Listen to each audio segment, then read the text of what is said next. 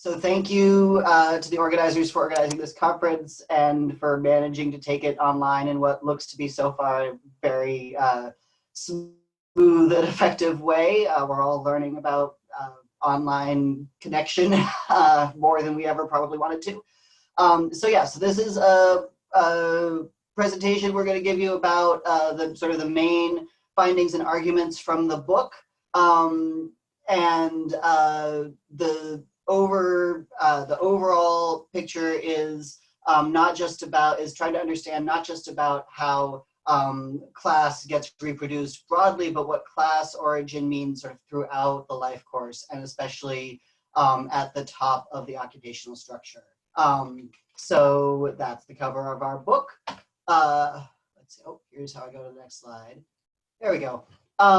In order to think about class origin and what class means, you have to have some way, first of all, to operationalize class, as I'm sure you all know. And I often, when I give this presentation, say that there's probably about as many ways to operationalize class or class origin as there are social scientists interested in the question. For us, for this project at least, we're using what's available in the data that we've got and what we think is a pretty good proxy for all of what we mean by class origin. So we're dividing people into three big class origin categories that are here. You can remember those colors because they'll feature throughout the presentation. We've got people from professional and managerial origins, people from intermediate origins, and then people from what we call working class origins. And that's all based on what the main income earning parent did when they were 14. So that's our sort of class scheme that we use. And the first thing to show you is just what the overall picture of class reproduction and class mobility looks like in the UK. So here you can see the left side of this figure is class origins, the right side is class destinations, and you can see things like the big, let's see, can you see my cursor if I put it over here? You could see so you can see that 15% of people in the UK come from working class origins and land in working class destinations. You can see that the steep upward trajectory is only about 3% of the population. It's quite unusual. And you can see that in elite destinations, the majority of people are from professional or managerial origins. So that shouldn't be shocking to anybody who pays attention to questions of class origin, class reproduction, class mobility, although I think it's a very nice way to show it. But that's the overall picture that we're working in. And one of the things I get to do today is we're working on a similar analysis of the US, both for the overall picture and for the specific class ceiling analyses.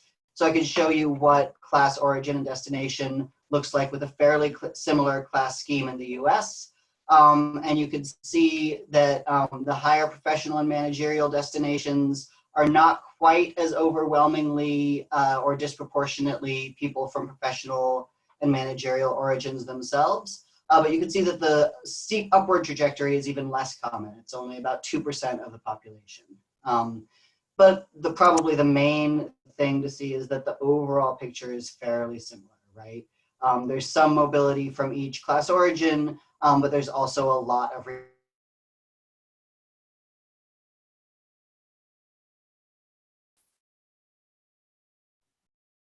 reproduction. The thickest line is always. So what we're specifically interested in is what it looks like for people who land in these elite destinations.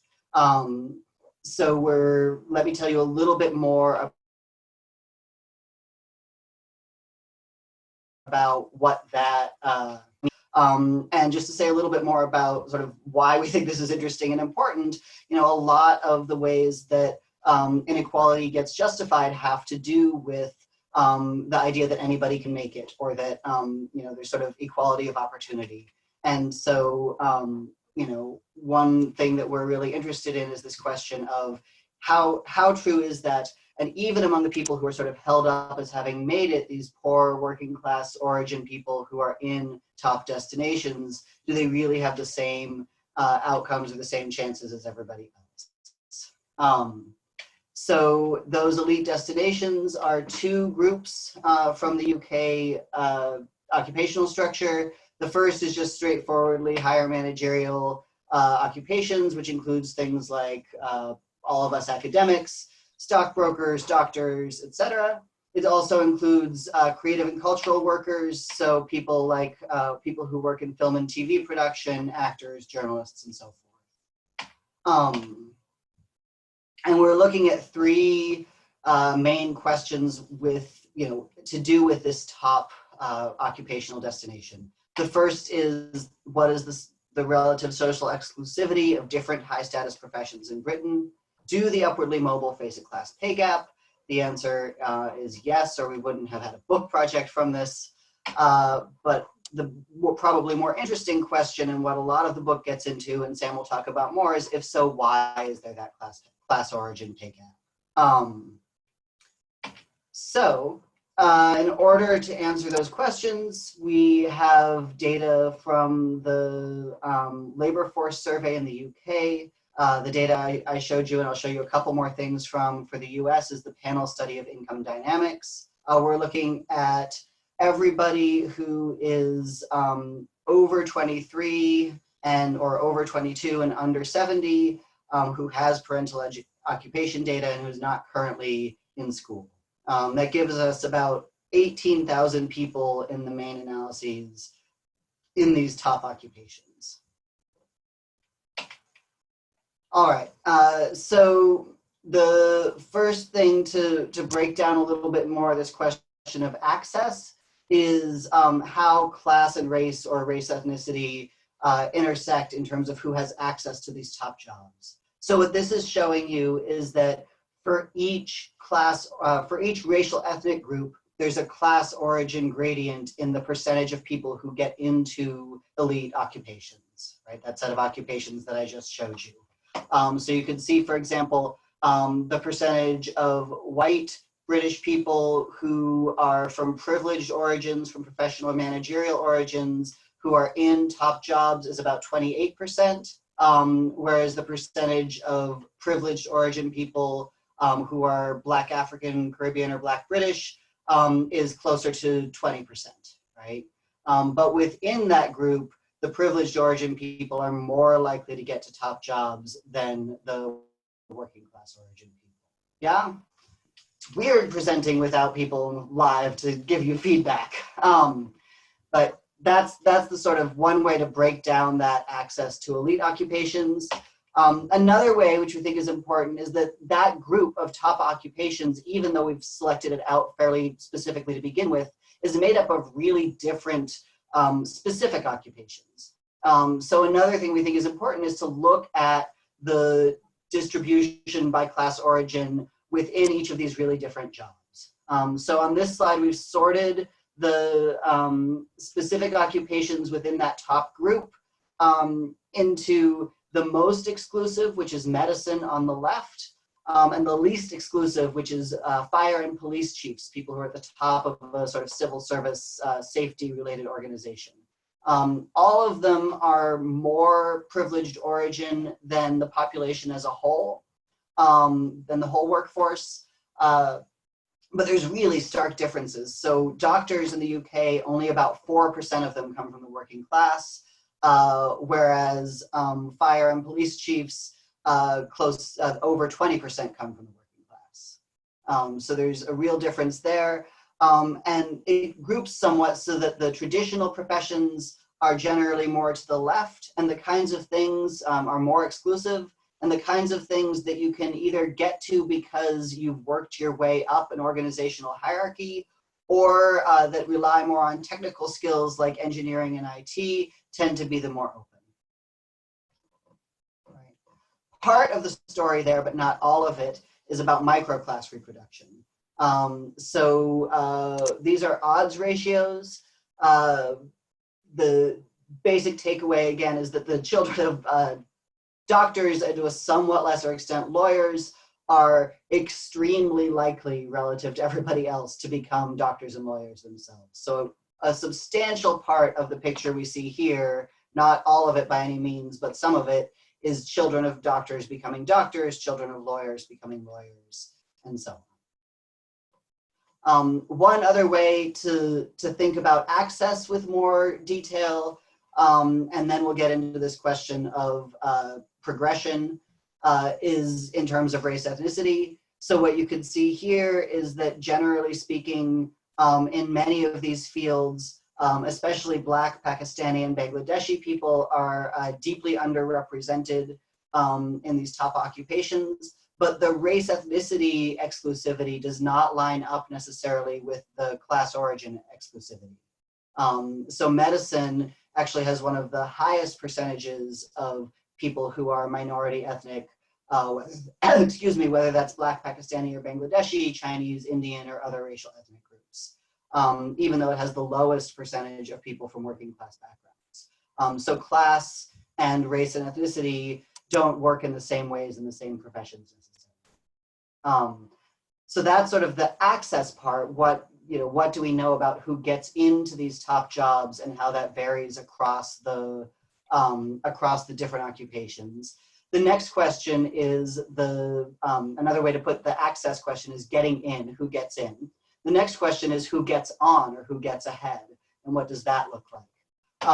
So we looked at earnings in these top occupations by class origin, and what you can see for the UK data here is that there's about a 7,000 pound or 6,400 pound difference in average earnings between people who are from working class origins and people who are from professional or managerial origins. That works out to working class origin people earning about works out to professional and managerial origin people earning about 16% more than people from working class origins. That's a pretty substantial gap. That's about $8,300 in the US, last time I checked the conversion rates. When we look at the US data, there's actually an even bigger class origin pay gap. So we're still fine-tuning these analyses, but it looks like there's about a $30,000 US dollar gap in average earnings. So that's privileged origin people making about 38% more than working class origin people in these top jobs. So a similar pattern, actually an even bigger difference. So we could talk a little bit more about what might be going on there if you like. Okay. So then let's break up that class origin pay gap a little bit and talk about what's going on there. First of all, and we take a lot of this style of analysis and a lot of the insights for how we're thinking about this from work on glass ceilings and on both gender pay gaps and racial ethnic disadvantages in top occupations.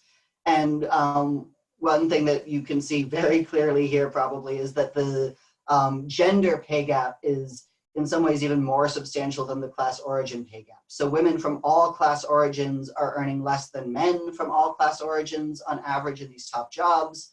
And the total gap between working class origin women and professional origin men is close to 20,000 pounds. The professional origin men are making nearly, almost 1.5 times what the, a little more than 1.5 times actually what the professional origin, the professional origin men, got a little lost there with all the different categories. The professional origin men are making about 1.5 times what the working class origin women are earning.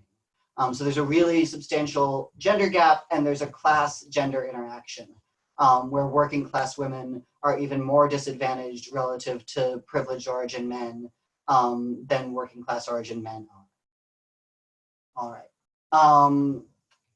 And the patterns are a bit more complicated when we look at race ethnicity, but the overall picture that there are both racial ethnic pay gaps and class origin pay gaps, and that there's a class origin gradient within every racial ethnic group for people in these top jobs is very clear. So the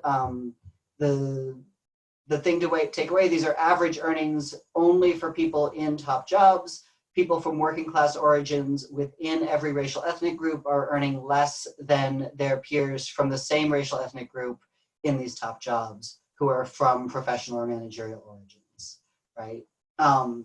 So that's another way to break that down. Those of you who do these kinds of analyses on a regular basis are probably thinking, okay, but what if we look at all this together? What is the sort of driving force here? So the last set of things I want to show you here then is a set of results from regressions where we're controlling for all the things that we have in the data that you might think matter for predicting earnings. And again, this is the UK labor force survey, so it has a lot of measures of things that social scientists generally think might matter for predicting earnings. So the first thing is that when we put in controls for things like gender, birth countries, whether people are immigrants and where in the UK they were born, disability, and especially age, what we see is that the class origin pay gap is even bigger than it looks initially. A lot of what's going on there is that older people are more likely to have working class origins, but they earn more for being a bit older, right? You earn more as you go through the life course. And so when we control for age, the gap actually looks bigger. Education, of course, explains a lot of important life outcomes and a big part of earnings.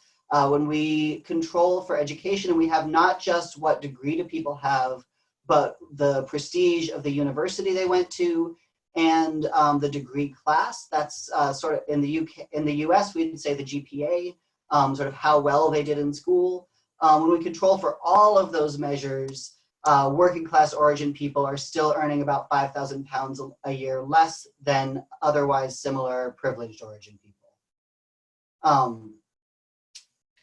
And when we look within university groups, we can see there's a class origin gradient within university groups as well. So even among working class people who went to Oxford or Cambridge, they're earning about 5,000 or so pounds a year less than privileged origin people who went to the very same most elite schools in the UK. Just to give you a sort of a picture of what that looks like. All right. This is in some ways my favorite slide because it pokes a little bit at the sort of human capital approaches to how does pay get explained. Everything we can find in the labor force survey that might measure in some ways what the merit or human capital beyond education doesn't make much difference at all in the predicted class earning pay gap. It doesn't predict hardly anything about earnings. So how long you've been in the workforce, whether you've had training, how many hours a week you work, all of that doesn't make much of a difference. Another thing that does matter some is where in the UK people are based. I'm sure most people know this. If you live and work in London, you earn an awful lot more. You also pay an awful lot more for most things. So a big part of the class origin pay gap that we see is about where people are based. And most of that is about London versus the rest of the country, or the rest of the UK. And then the last thing that we looked at is sorting. So part of what's going on, I showed you how different all these occupations were in terms of access. They're also different in terms of pay.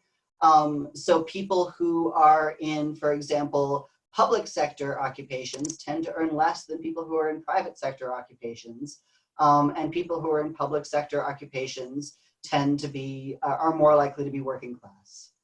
So you get, you explain part of the class origin pay gap by which occupations people are in, right?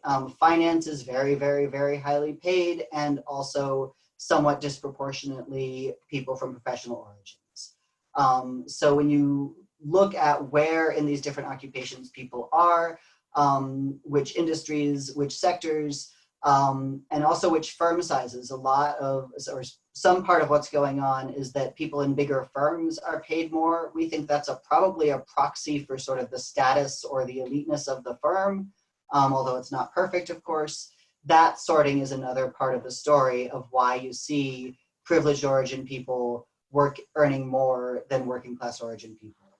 Nonetheless, when we control for all of these things, we still see a class origin pay gap of about 3,500 pounds. So working class origin people who are similar in all the ways that we can measure in the labor force survey to their privileged origin peers are earning less net of all these differences. So that's sort of the first half of the story. We can explain about half of the class origin pay gap using these measures from the labor force survey. We can see that a good part of what each of them, a good part of what's going on is each of these 5 sort of bits of this wheel, which I talked about as we went. So working in bigger firms, having a more prestigious education or just more education, working in better paid occupations, and working in London. These are all things that privileged origin people are more likely to do or have, and that result in higher pay, that explain about half of the difference in pay between privileged origin people and working class origin people. But we can't explain the rest of the class origin pay gap with the data that's available in this survey. So to tell you what we did about that, I am going to hand it over to Sam now. Let's see. I have to find stop screen share, where to go. Yeah, if you do that and I can get mine now. Great. There we go, stop share. All right.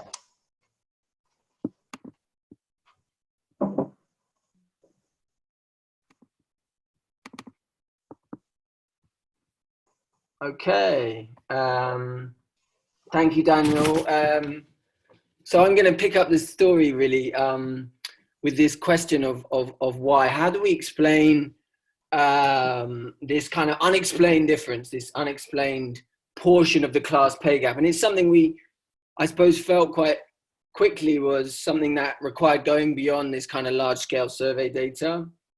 So we brokered access to a number of elite firms. We went behind the closed doors of a large multinational accountancy firm, a successful architecture practice, and one of Britain's biggest television channels. We also wanted to look at live outside of big firms or outside of firms at all. So we spoke to self-employed actors. Now, these case studies involved a lot of field work. We did some observation of interviews and promotion panels, but it mainly pivoted around 175 interviews that we did with employees from different backgrounds and at different grades within these environments.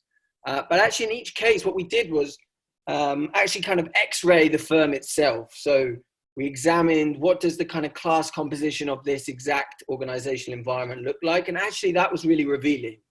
What it showed us is that this idea of a kind of class pay gap at a national level is perhaps less an issue of equal pay for equal work, which we know, of course, is a big important factor in the gender pay gap. And it's perhaps more about what Daniel was talking about in terms of sorting. And what I mean by sorting here is both kind of horizontally within an organization into less prestigious departments, and of course also vertically in terms of this idea of a ceiling into lower positions. So I just want to give you one example of this, and this is actually our TV channel. In the book, they are anonymized, but actually they went public with the research we did there, which was pretty brave. And you perhaps will see why I say brave when you look at this graph. So this is Channel 4, a kind of presents itself as a very kind of hip and kind of right on broadcaster. Interestingly, is an incredibly elite environment. Those from working class backgrounds you can see here are not only hugely underrepresented in the firm as a whole, but they also drop off sharply as you get towards the top echelons of this television channel. And one of the things driving this is this kind of interesting horizontal segregation. So interestingly, the most exclusive department within the channel is the commissioning department, which I hope I'll explain as we go on. I don't think is incidental. This This is the creative hub. This is the most prestigious part of the organization, but also the area that has the most sort of career progression opportunities built into it. So how do we account really for these kind of these ceiling effects, which we saw interestingly, not just at the television channel, but also in the accountancy firm that we looked at? What I want to do is just kind of pull out 4 drivers that emerged from our qualitative fieldwork in trying to get at this kind of class ceiling effect. And what I'm going to do is just narrate these drivers through the lens of one interviewee in particular. This interviewee was Mark. Of course, it's not his real name. And he was a senior commissioner at Channel 4. He was from a very privileged background. His parents were successful professionals. He was educated at one of the country's top private schools. He then went on to Oxford. Mark had undoubtedly been very successful. But interestingly, when we met him, and this is at the top floor, this is Channel 4's futuristic and aluminium-clad headquarters, you can see here. When we met him on the top floor and invited him to narrate his career in his own words, a very different account emerged. He acknowledged, of course, that he had certain objective merits. He had, as I said, prestigious educational credentials. He talked of having a strong work ethic. But the most crucial thing he told us was that his talents were given a platform, a chance to develop, as he mentioned in the interview, or later, what he called an opportunity to shine. And the interesting thing in terms of supplying this platform, he told us were actually his parents, okay? And this is interesting perhaps in the context of Matthias's talk earlier. He told us that, you know, for over 5 years at the start of his career, his parents had provided a financial safety net that had tided him over while he was jockeying around for his first permanent television contract as a producer. And this kind of early career investment from what we call in the book, the Bank of Mum and Dad, was echoed actually across our interviews, particularly among those in the culture and creative industries that we were looking at, and of course, particularly among those from privileged backgrounds. And what we found was that this kind of financial cushion acts as a really pivotal layer of insulation from a lot of the uncertainty associated with forging a career, both in terms of negotiating the costs of living in London, which, as Daniel already mentioned, is incredibly high, but is also where most of the best opportunities in the UK are clustered, but also more psychologically in terms of engendering a sense that one can take more risks, spend more time on networking, take more uncertain or short-term roles at the early part of their career. All things which, certainly it seemed anyway, had this kind of long-term payoff for people's careers. In contrast, those who lacked family money often described the day-to-day reality, particularly at the starts of their careers, as a kind of economic chaos. This is one of our actors, Ray, aptly describing in this quote, his daily life as like skydiving without a parachute. But it wasn't just about money. More significant, to take you back to Mark for a second, in his accelerated trajectory were actually a handful of senior colleagues who had, and this is, I suppose, the important thing, taken him under their wing and often operating beneath the formal processes of their organization, had acted to fast track his career. They had facilitated jobs on his behalf. They had advocated for him in key settings. And of course, this was particularly powerful in the accountancy firm that we were looking at. Most partners in this accountancy firm talked openly about this idea of bringing through the next generation of partners. And this is, of course, largely presented as an innocent process of talent spotting. And of course, we wouldn't claim to have the tools to fully adjudicate between that. But what was interesting was that when you looked at the kind of genesis of these sponsor relationships, they were very rarely forged, in the first instance at least, on the basis of work performance. Instead, they were almost always started on a sense of kind of cultural affinity. That was the kind of ingredient that had often transformed them from everyday working relationships into bonds worthy of sponsorship. This sense that you are finding somebody who feels familiar, who you share humor, you share taste, you share interest, that you recognize, that you feel comfortable with. And as senior managers across our case studies were themselves overwhelmingly from privileged backgrounds, I showed you that slide at Channel 4 that showed you that strongly. What we're kind of arguing here is that this type of sponsorship in one's own image, this idea of homophily, acts as another form of advantage for the already privileged. So let me take you back to Mark again. Really interesting in his narration of his ascent was his ability, in his words, to fit in with the telly tribe, okay, the television tribe, particularly actually the upper echelons of television commissioning. And vital here, he noted, was a sense of how to kind of perform in the work environment. And he gave us an interesting example of this when he recalled a period where he had worked on the senior production team of a news program. So he says here, you know, every day we had this morning meeting where we decided what stories to do, and everyone pitched in on what our angle should be. And it was instantly recognizable to me, exactly like the common rooms I'd encountered at Oxford and at school. The rules were, it's good to be right, it's better to be funny. And these curious, seemingly superficial, certainly very opaque behavioral codes were reiterated across our interviews at Channel 4. They constituted a sense of what we talk about in the book as studied informality. And there were two really key dimensions to this behavioral code. First, a particular package of self-presentation. So a particular accent, what we call in the UK received pronunciation, kind of like my accent, which most people in the UK kind of would associate with privilege. A kind of casual but hip dress. There was a lot of discussion at Channel 4, a bewildering amount of discussion about the right kind of sneakers to wear in the workplace. Very strange to me, but lots of people were very animated about this discussion topic.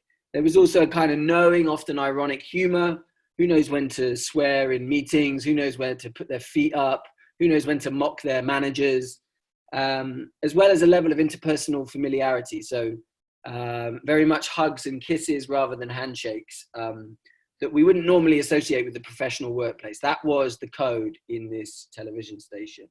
There was also, interestingly, a particular way of talking about television, a particular intellectual or highbrow way of talking about television, particularly in this exclusive commissioning environment. The ability to kind of drop cultural references, often from other high art forms, or speak in a kind of arcane or lyrical tone about television, even when, and this is the really telling part, most people in an anonymous interview were telling us that actually these kinds of references were largely irrelevant to the kinds of mainstream programs being made on this television station. Why are we talking, this interviewee Deb here says, why are we talking about the great American novel when we're making a television show about lie detectors? It's not relevant, but it's absolutely what the gatekeepers at the top value. Unsurprisingly, it was those from working class backgrounds who tend to find these codes particularly alienating, intimidating, who kind of struggled to master this studied informality, who, in the words of Claire here, constantly feel like they are imposters, like everybody else knows each other, even though they know often that that's not the case. That's the feeling that's engendered by not mastering or feeling like you're able to master these codes.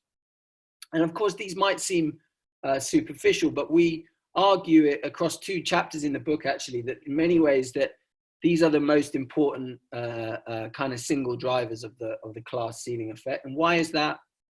Well, I suppose what we found in interviews is that people often talked about merit as having a kind of fixed nature.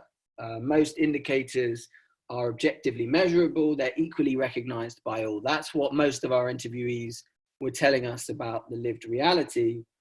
But a key theme, I suppose, running through our book is that actually supposedly objective measures of merit, and I'm sure this isn't a surprise to most of the people here, are actually assessed very differently according to how they're performed. So some performances fit, in other words, and others do not. And in many professions, this is often about the historical legacy of an overwhelmingly privileged, also white, also male majority, who have been able to kind of embed, even institutionalize their own ideas about the right way to be in the workplace, the right sort of their own behavioral codes, if you will, that in turn continue to shape perceptions of who it is that's appropriate to promote, who it is that's appropriate to progress. And this is largely expressed, we found in interviews, as a kind of gut feeling, an intuitive sense. One of the partners at the accountancy firm put it like this, saying that, you know, some people simply feel like a partner. And our main point, I suppose, is that in most cases, these behavioral codes are fairly arbitrary.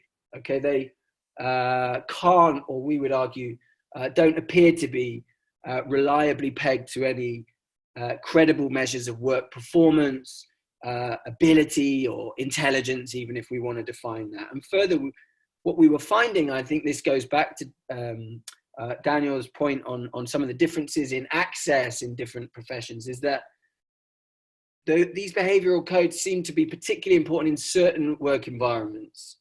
So we've talked about television commissioning. This was very much the same in the advisory section of the accountancy business. And what we kind of surmised as the kind of similarity between these two environments is that performance is perhaps especially hard to evaluate in these settings. Notions of merit are particularly uncertain, particularly contestable. The final product, if you will, is very hard to foretell. And therefore the knowledge and the expertise of the professional is kind of inherently ambiguous. So presenting or performing the right image then when you're advising a client or you're pitching a television program idea becomes integral as a kind of act of persuasion, a proxy for a competence that you can't reliably or definitively demonstrate in that moment.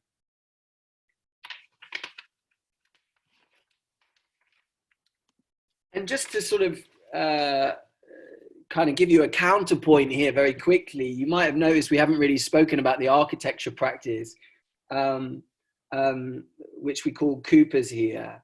And that's because we didn't really find a class ceiling there. The firm was massively gendered, which I think is really important to know. None of the partners, 13 of them, none of them were women. But interestingly, men from working class backgrounds, there was a few of them right at the very top, and there just didn't seem, it's a much smaller firm, so harder to kind of tell much from the numbers, but certainly didn't seem like there was this strong class ceiling effect. So how might we explain this? Well, what was interesting is to think about this idea of a behavioral code.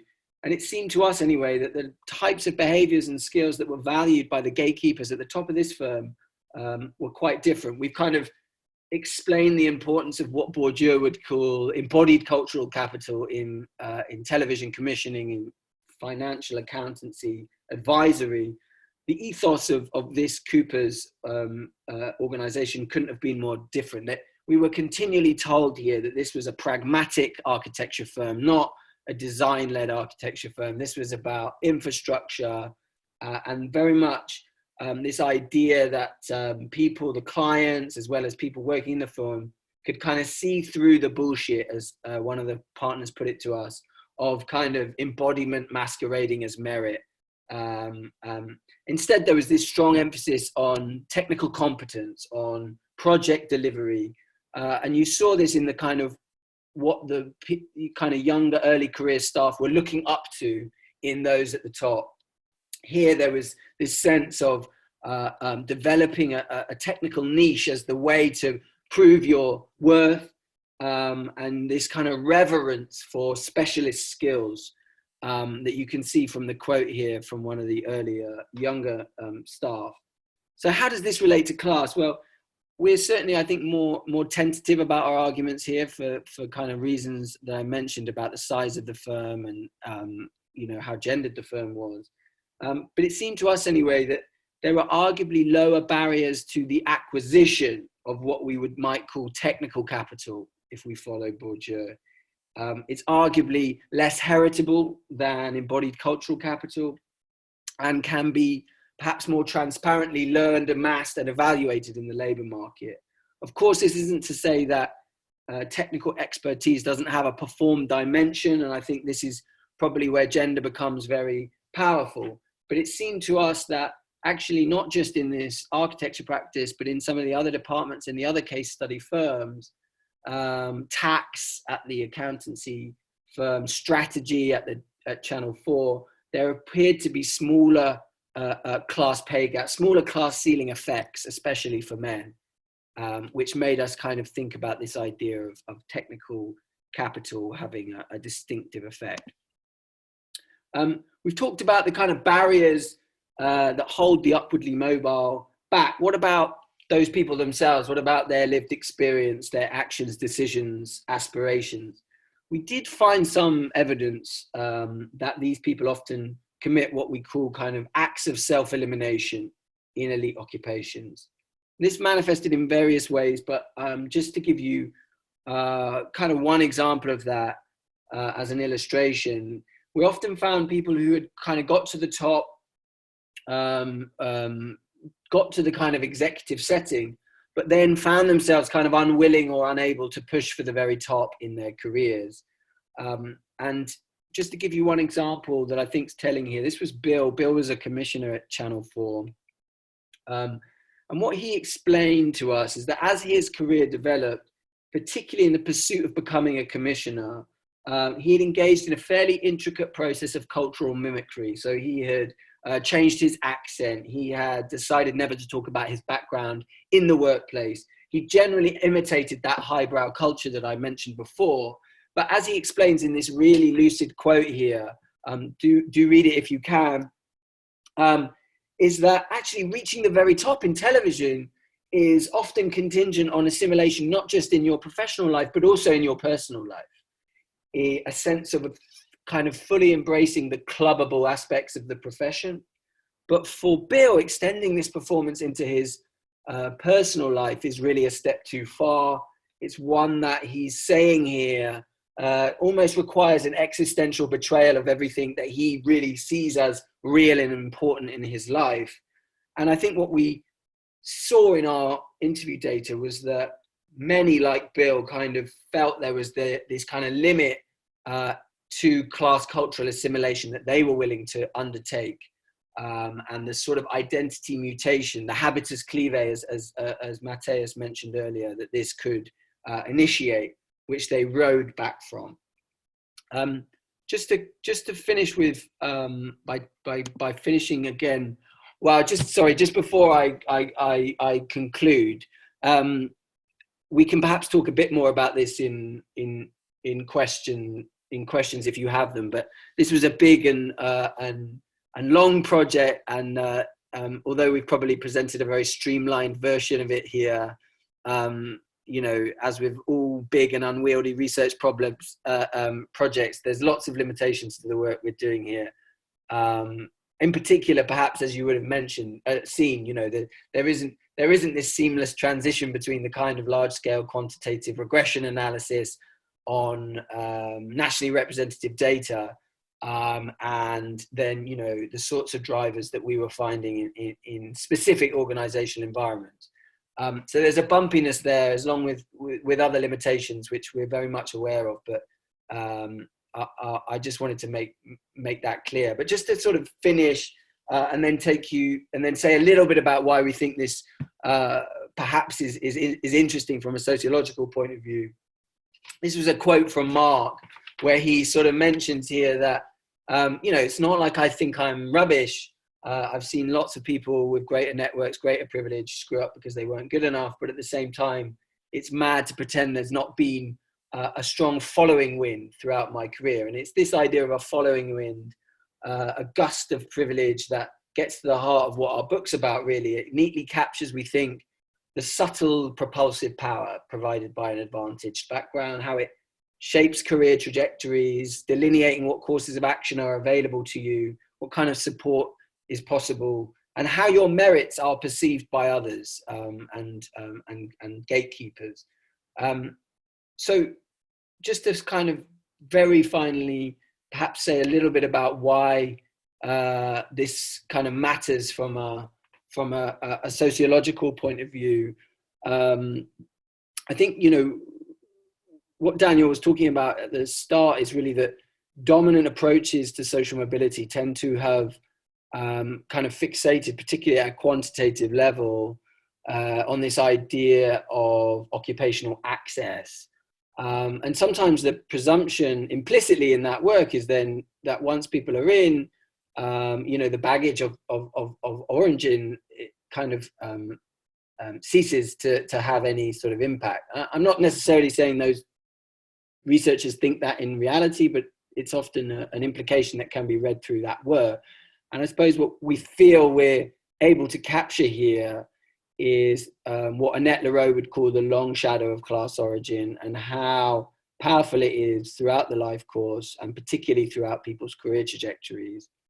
And then I think at the same time, seeing actually when you kind of do a deep dive into different types of elite occupational environments, you see that the kind of stratifying power of a privileged background appears to matter more in some environments than others. And that's where I think we would go with this idea of the importance of how merit is defined, and particularly how, where there is a kind of particular uncertainty in the knowledge required in a particular occupational environment, that's when the kind of baggage of the embodied baggage of class origin perhaps comes to the fore as a kind of proxy for a competence that you can't actually demonstrate in that moment. And then just finally, I think, you know, we're not in any way trying to say here that this is a return of class as the master variable. But, you know, we see that there are some really interesting intersections here between class and gender, class and race, that perhaps haven't been shown in some of the other work on the gender pay gap and the ethnicity pay gap, that we think are really important to flag up here. So thank you very much for listening.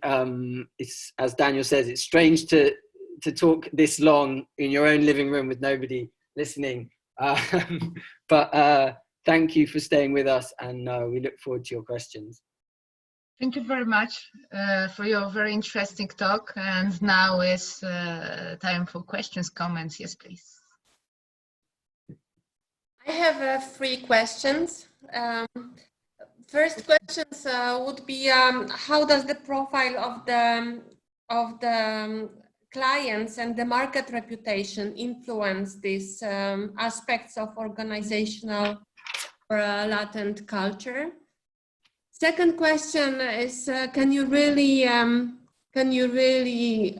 compensate with the right sneakers for the lack of right accent?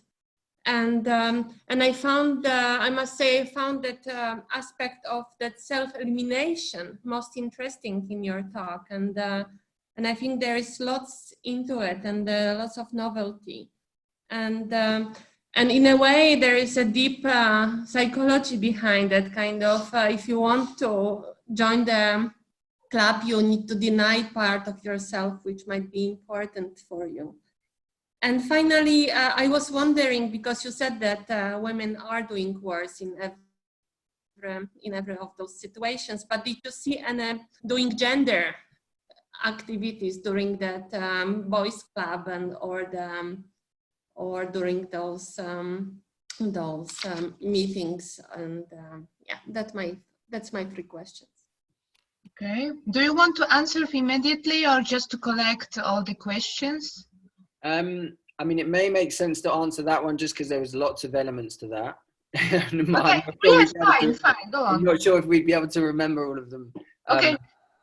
Daniel, do you want to? Is there anything you want to pick up on there?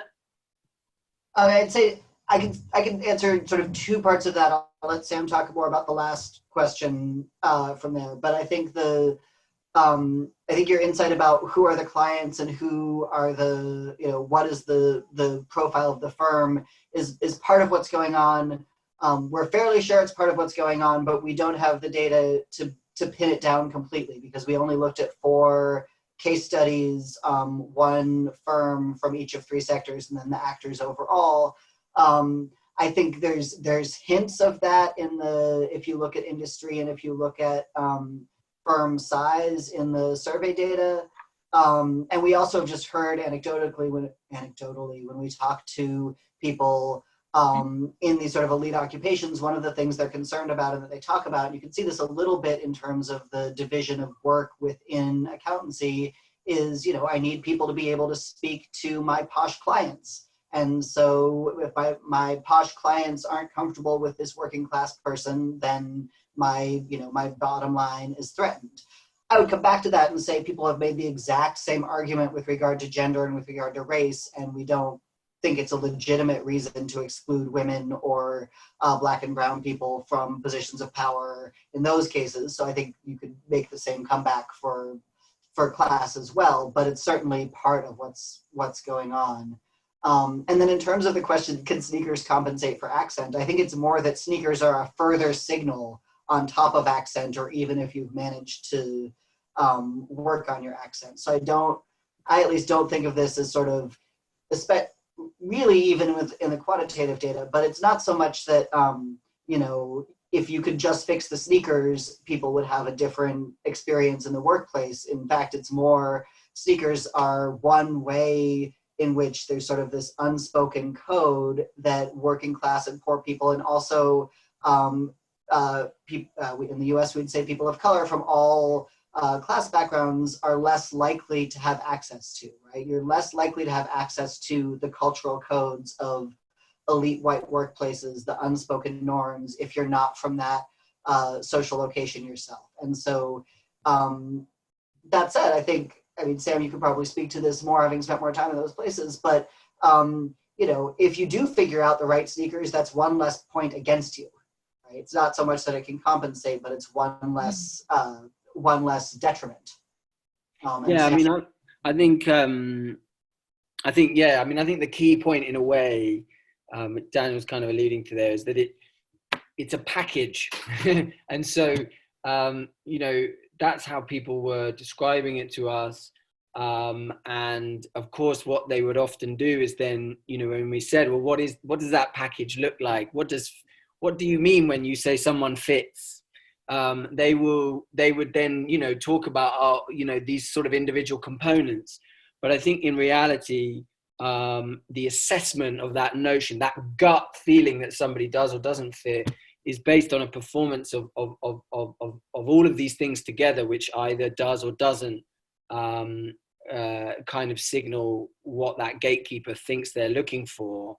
And I think, interestingly, the thing about sneakers and all of these elements is that, you can think that there's a particular way of doing it, but it's often it's not just the exact trainers, it's how you wear them, it's how you accessory, it's all of that, and it's all of that specificity that I think is obviously really hard to capture using these sorts of methods, but seem to come through, I think, when you start to see the quotes in the book. That's what people are gesturing towards. And I think that that connects in a way to this self-elimination idea, which is often this sense that however hard you try to assimilate, there's always this sense that you think you're making mistakes, cultural mistakes that lead to this sense of imposter syndrome, as well as this complicating factor of the assimilation taking you away from the identity that often is incredibly important to who you are, that flows from your origins, and that connects you to your family, connects you to the place you are from. And so it's that push and pull that I think is really, really tough to disentangle. yeah, I mean, I think definitely we were seeing, you know, in terms of trying to understand that double disadvantage that women from working class backgrounds were facing. I think you both got a sense that there was more scrutiny placed on the embodiment fit of women from working class backgrounds, particularly around dress. Whereas I think, you know, often the kind of how tight the notion of fit needed to be was perhaps a little bit looser often for men. And you see this often even just in the kind of cultural tropes we have around upward mobility, that there is this kind of, in Britain anyway, and I don't know if it's the same in Poland, but this kind of fairly romantic portrait of the plucky working class boy done good, who probably does look and sound a bit different, but is kind of the difference is romanticized a little bit. And that, I think, signals some of the difference that we as a society allow them to embody and still reward them. Whereas the tropes we tend to have culturally among women from working class backgrounds are much more stigmatizing. They're much more associated with kind of pretentiousness or social climbing. And I think, you know, that sort of plays into what I think we were seeing in the quantitative data of this idea of a double disadvantage. Well, I also think that the women have to face kind of contradictory expectations, and it's just simply impossible for them to meet both. And, yeah, always wrong somewhere. Yeah.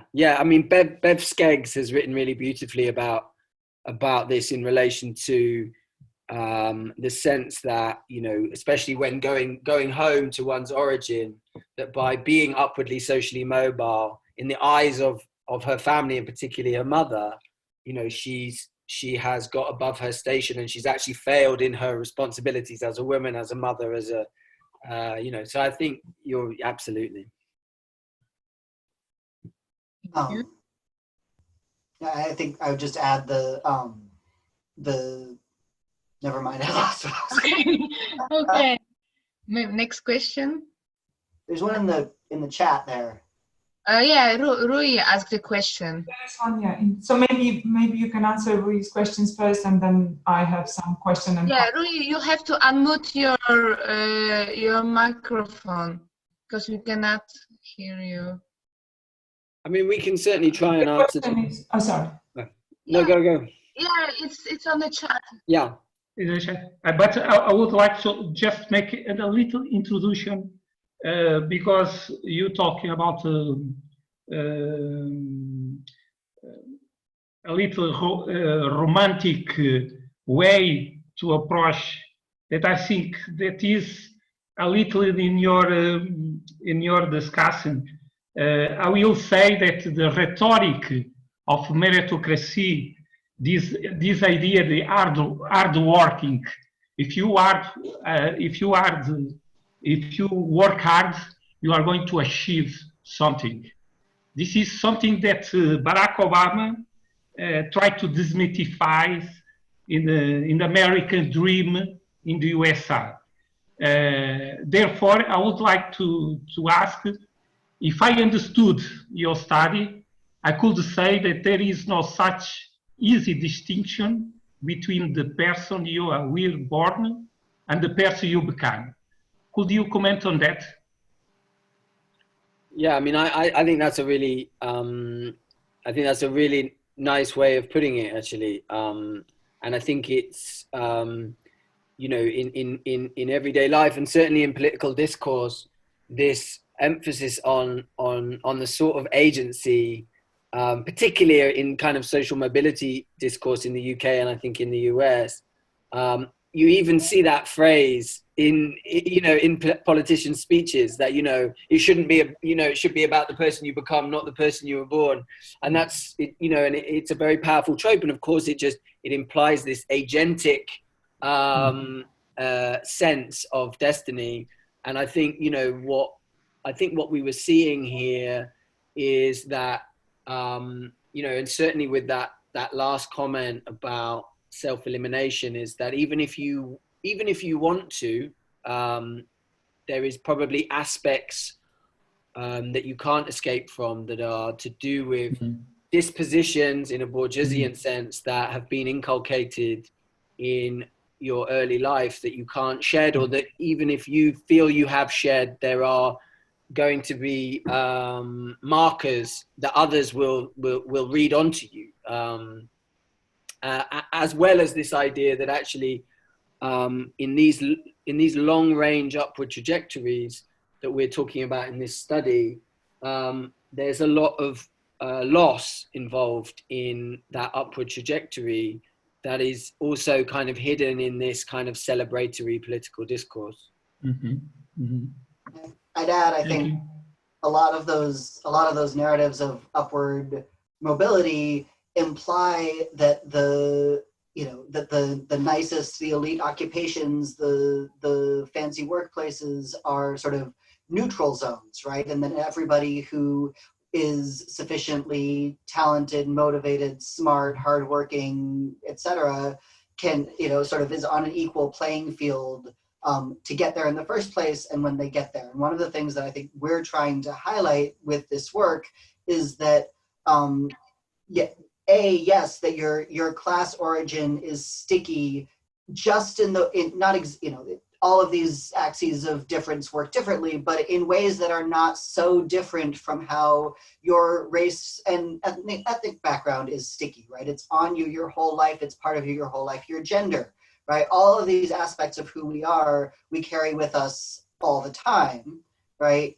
And many workplaces, unless they make a really conscious effort to do something different, and probably even then to some extent, have classed, cultural, raced, gendered norms and expectations and ways of being and ways of thinking that just by their nature to some extent work to advantage some people and disadvantage others, right? Mm-hmm. And so it's not about, I think a lot of narratives, I mean, all of that sort of Obama stuff, and I love Obama relative to all other US presidents, but all of that Obama stuff is sort of about like you, the individual, you work hard, you figure out what you need to do to get to this place. And if you do that, you will be rewarded. And one of the things we're saying is even if you do all the right things, even if you have all the right credentials, the fact that workplaces, that school, I mean, I think about it a lot in terms of teaching at a very selective small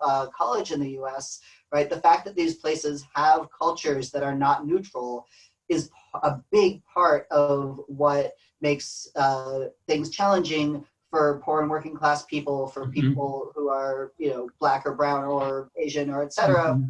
all of that. And I think that piece is the really important piece rather than the sort of individual effort piece that gets mm-hmm. ignored in a lot of these narratives. Mm-hmm. Mm-hmm. Okay. Yeah, thank you. Thank you very much. I think Ivona was next with a question. Michał and anybody else? Okay, Ivona. Okay, so thank you very much for this very interesting presentation, very interesting findings.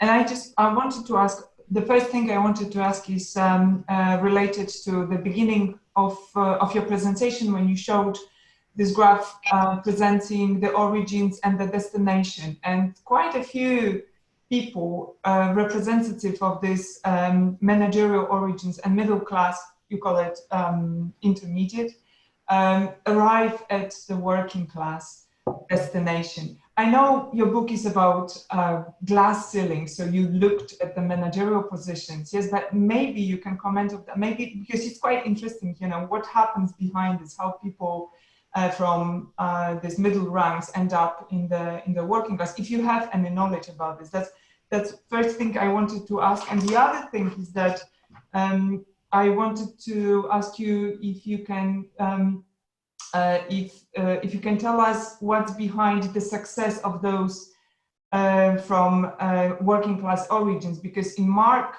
case from Channel 4, like his life path was so predictable. He's got rich family, he's educated in Oxford or Cambridge, I can't really remember. He's got great social network, etc. That all helps him to be what he is.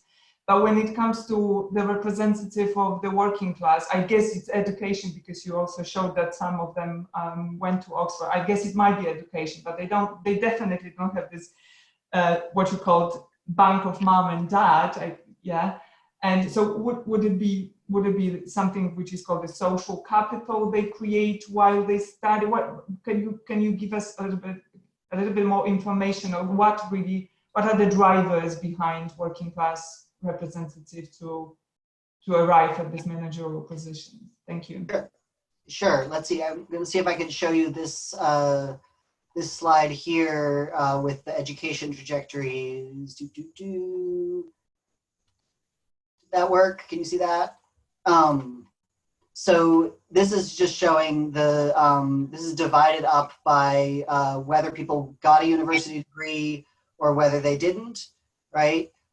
So absolutely, the working class origin people who get a university degree, right? That's this, it's only about a little less than a fifth of them, or a sixth of them rather, who get a university degree.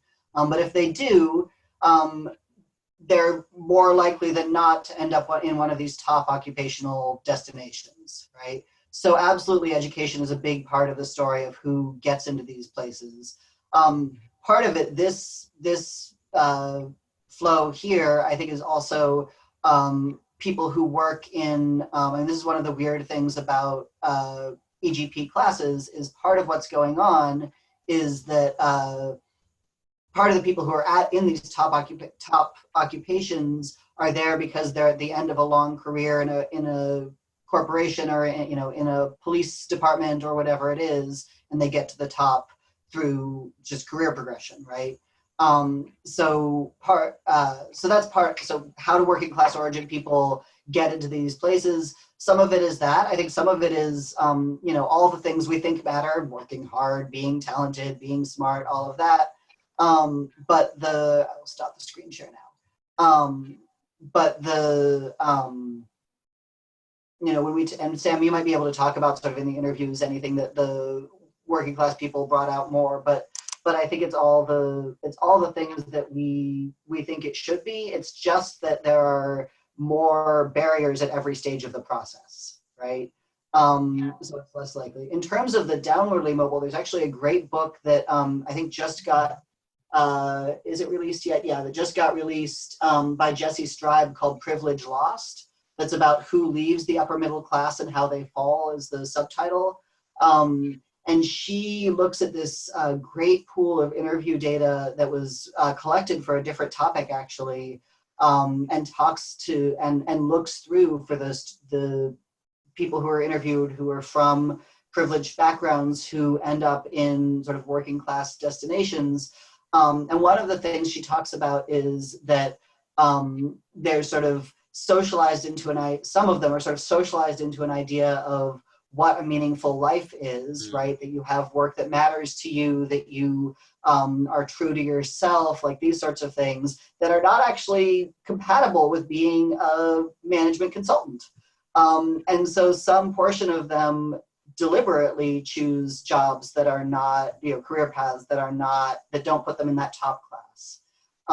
We've looked and we can see it a little bit, but we haven't, I haven't taken it to the full, I can't say very conclusively, at whether there's sort of a class floor, right? Whether people from privileged origins who are downwardly mobile by occupation are earning more. It doesn't look like that's the case in the sort of overall working class destinations. But I still sort of suspect that if you look at least in some kinds of destinations, you would see some difference. But I don't have the numbers to back that up, so I could be wrong. Yeah, just to follow up what Daniel's saying there, I work in the UK as a commissioner for the Government Social Mobility Commission, and we have some research coming out on downward mobility really soon that confirms what Daniel's saying about there not being a sort of pay advantage for the downwardly mobile. And I think there's an interesting point there about behavioral codes, which is, I think there are lots of working class occupations where the sort of embodied cultural capital that I talked about in the presentation isn't going to work, isn't going to necessarily land you with advantages in the same way, and have a very different history and a very different notion of what's valued culturally. There's also a dimension which perhaps Daniel might say a little bit about in the US data, but certainly showed up in the UK, which is that part of that, downward mobility is about disproportionately Black and minority ethnic people from privileged backgrounds being downwardly mobile, which, this research anyway is saying, like many things, is probably has a strong dimension of discrimination at various points in the life course that are explaining that overrepresentation of downward mobility, as well as a kind of other element, which is a kind of multi-generational aspect here. So there is some other interesting research that shows that, your sort of class destination is partly shaped by not just your parents' class position, but generations before that. How deeply embedded is the privilege that you're from? This again speaks to the succession element that we spoke about earlier, but there's definitely an element where people from successive generations of privilege tend to have better occupational destination outcomes than people whose parents were upwardly mobile themselves. So yeah, I think that covers. Daniel, did you want to show anything? Yeah, did I just share my screen successfully? So this is something I just submitted as a visualization. Can you all see that? So this is the class flows for white Americans, and you can see the professional origin folks, the modality end up in professional or managerial destinations. I made a bigger second class here. You can see the class distribution for Black Americans is really different in the first place. And actually the most common destination for Black people from professional managerial origins is into working class jobs. So Sam's absolutely right that, especially I think in the US, race is a huge factor in downward mobility. And also there's some new great research by, I can't remember his name, but I can look it up and put it in the chat on this sort of three, and you all might know it too, but on the three generations issue, which is probably part of what's going on in here as well, when we look at just Black versus white Americans. Okay, thank you. Michał, please. Thank you. Thank you very much for sharing with us your interesting and huge work, really good work, and especially that you combine the quantitative and qualitative methods. My question relates to the question of power relations, especially in these quantitative interviews. To what extent the people reflected the kind of dependency and other type of power relations as a necessary context of their individual careers. Especially, I appreciate your assessment of merit and of this ambiguity of the assessment and arbitrarity of this assessment. So if not that much merit, to what extent loyalty counts, and to what extent it is present in people's pictures that they draw about their own careers, especially in these cases of uprising moves. Interesting. So just so I think I understand it, so you mean in terms of the how they narrate the relationship with whichever gatekeeper they're kind of talking about, the manager or the person doing the promotion. Yeah, and their loyalty to the boss, to the conformism, and they are following the rules as much as they can. I think it's a really interesting theme, which I have to say didn't come out a huge amount, this idea of loyalty. perhaps a kind of allied theme, which doesn't feature hugely in the book, but I think is there and is actually coming out more in some follow-up work I'm now doing at the UK Civil Service, which is kind of about how strategic one is in terms of the workplace, and how kind of willing they are to be strategic in their relationships with gatekeepers. So, you know, in a way, it's kind of less about showing loyalty to that person as kind of ingratiating yourself to that gatekeeper. And there seemed to be this kind of slight class origin effect in the interviews I'm doing with the civil service of people from working class backgrounds having a kind of moral disdain for a particular type of strategic progression orientated behavior, you know, in terms of sort of sidling up to the gatekeeper or trying to impress them. Whereas people from more privileged backgrounds just narrating it as a very normal and ordinary part of how you do your work, and not problematizing it. And so, but in terms of this idea of loyalty, I think that the only thing that perhaps speaks to that is this idea of sponsorship. And, you know, what was key to those bonds of sponsorship was often a very close personal relationship that had been built up over a long period of time. And probably within that, therefore, probably whether I saw it or not in the narratives, loyalty was important, but loyalty wasn't the way that they presented those relationships. They were presented as about talent spotting, about competence. Yeah. And what we did sociologically was to try and look at the genesis of those relationships. And that's where we saw a class sort of cultural matching. But it's probably an interesting element to think of to what extent loyalty is built into those bonds of sponsorship. I'll just add real quickly, I think, in fact, some of how people are advancing in some of these fields, at least, is by the opposite of loyalty, is by hopping from one firm to another and getting a pay raise at each new move, or threatening to leave and getting a pay raise by staying.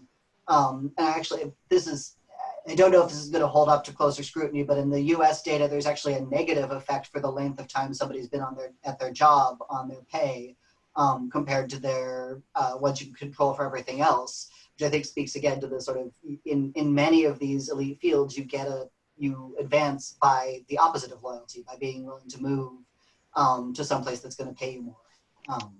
Can I ask, Mikhail, do you? Yeah.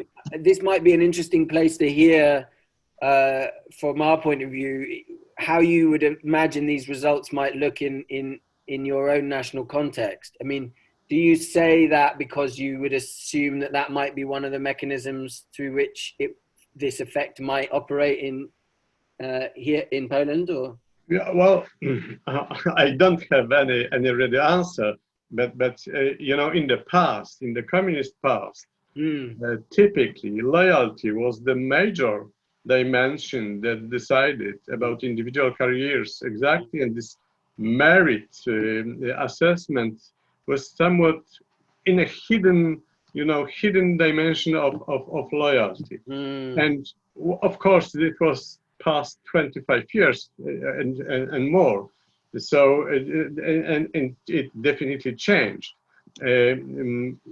However, culturally, it might still reflect some specific workplaces, especially in public sphere, but also to some extent in certain types of businesses. That's why I provoked this discussion about loyalty. But of course, I understand that in the market ambience, you can also break the loyalty by changing the firm. But as long as you are in, you have to be loyal. And sometimes as I see some behavior of multinationals, typically capitalist multinationals, I see that loyalty within the firm plays apparently pretty important role. And it's not necessarily merit, which is is decisive type of assessment. So that's why I'm asking about this interplay. However, of course, this is not so stable in Poland like it is in the firm economies. Yeah. It's under the change. Yeah, fascinating. Thank you. That's my individual answer. You know, perhaps other people have different opinions. Okay, thank you very much. Last round of questions, Adriana, please. Okay, I also have, thank you very much for your presentation. I have two quite quick questions. The first one is, what about these strategies to deal with this class ceiling? I was thinking that maybe marriage might be for women an option to change one class ceiling with another. I mean, this is what I can imagine that in our region is a workable option, and in this sense, this is something that women, I think, might access much more easily. And the second is, how do you imagine the class ceiling works in other contexts, for example, sports or arts or music? I believe the phenomenon looks a bit differently and maybe also in another direction, but there might be also some similar patterns. I know this is not your study, but I can imagine, I mean, I believe that you have some intuition about some different trajectories, different patterns. Okay, and that's it. Thank you. Thank you. Daniel, do you have some thoughts? I mean, I think we could say about cultural industries, certainly we have studies that are just looking at cultural industries, and there's very similar, the overall patterns are very similar, at least for the UK.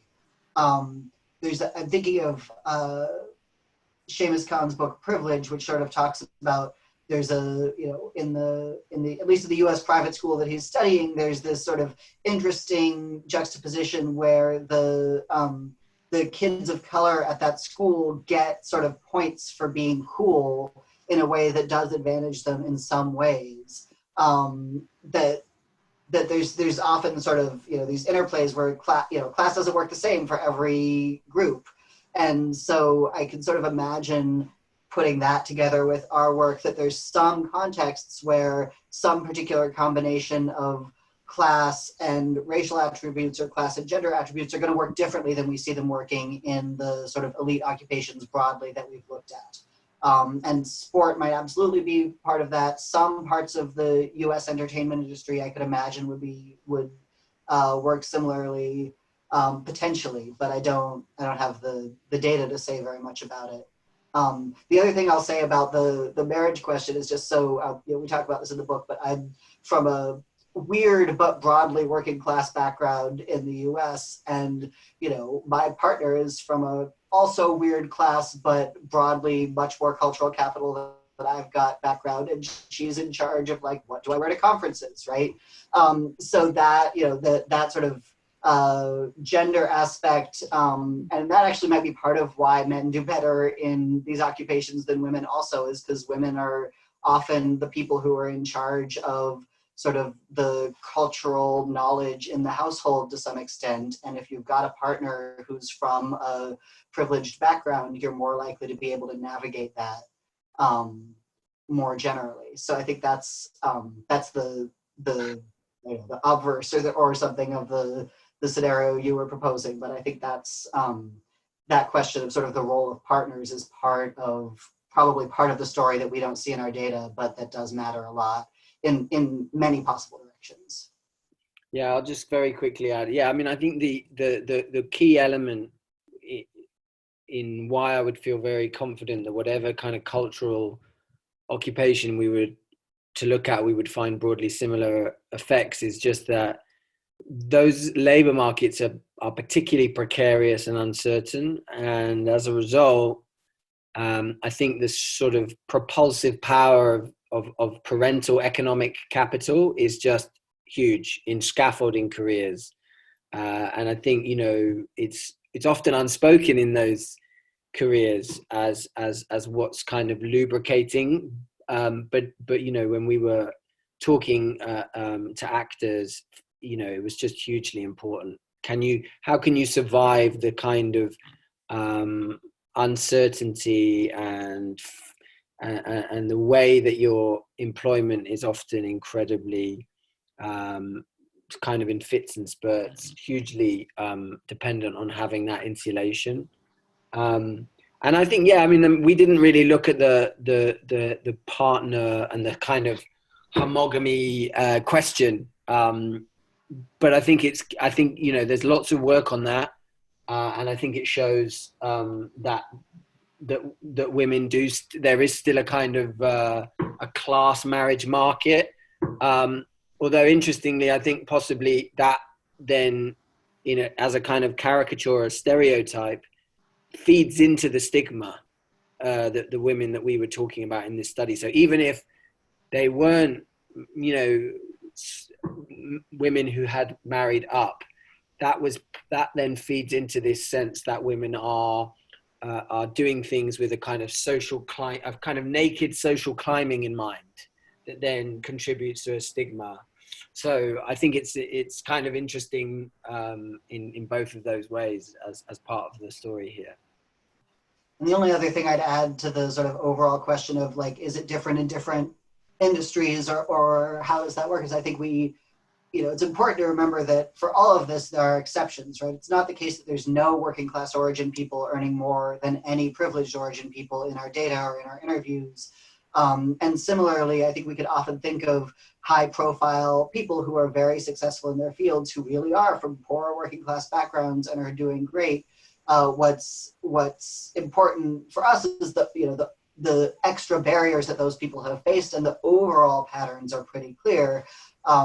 But I think sometimes we take an overall pattern and then we think that it applies to every single individual case. Hopefully most of us as social scientists remember not to do that, but as a sort of, as we're wrapping up as a note, there are absolutely working class people in the labor force survey data and that we interviewed who are deeply successful, who are really happy, who are earning as much as or more than anybody else in our data, et cetera. So it's not the case that every person from a disadvantaged background is screwed in their career. Okay, thank you very much. I think we meet the end of the discussion. At this point, I would like to thank Daniel and Sam for accepting our invitation to give this wonderful speech to us, and I would like to thank all of you for this vivid discussion. And I believe we have now a short break, right, Adriana? Am I right? Yes. So, Adriana, how long the break will take? We can have a short break and start a bit later on because one of the presenters from the next panel is not coming. So, can I still ask one question then? Okay. Go on. Sorry, but I'm really wondering because many of those companies hire headhunters, and headhunters do check for merit and for experience and for personality traits, but in no job description there is a cultural background or the class origin or gender or race. So where does that mismatch happen, and on which level it kind of the inequality is it's created? Yeah, I think this is an absolutely fascinating question. It's something empirically that I would really like to look at, because you're right, particularly at the senior levels, even universities, right, when they are recruiting top professors, they will use a firm to do the headhunting to at least get down to the few candidates. And so those people play incredibly powerful gatekeeping or intermediary role here. And I think the interesting point in terms of how this works is particularly this idea of fit. and how that travels, and how that's interpreted. So, you know, and just to give you one example, there's a documentary I was involved in here in the UK that kind of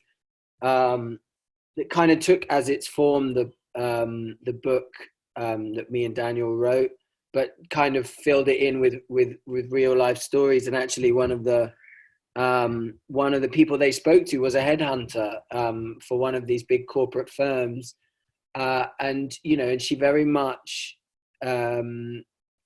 confirmed in a way both of these elements. One is that she often gets a steer from the firm that they want somebody who fits, and they'll use the word fit, and then there'll be a very vague kind of conversation, which then the headhunter themselves has to use their dispositions, their sociological antennae to fill in the gaps, and make judgments as a result of that, of who does and doesn't fit.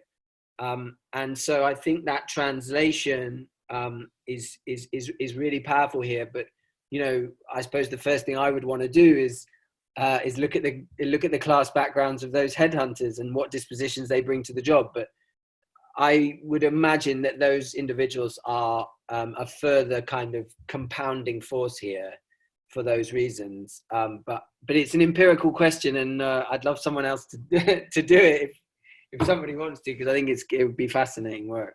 I mean, I think the other thing that's going on there is that, you know, if class matters for how likely you are to get to each level in your career, then the pool of people that the headhunters can select among is already highly class, you know, the working class origin people have been selected out in various ways.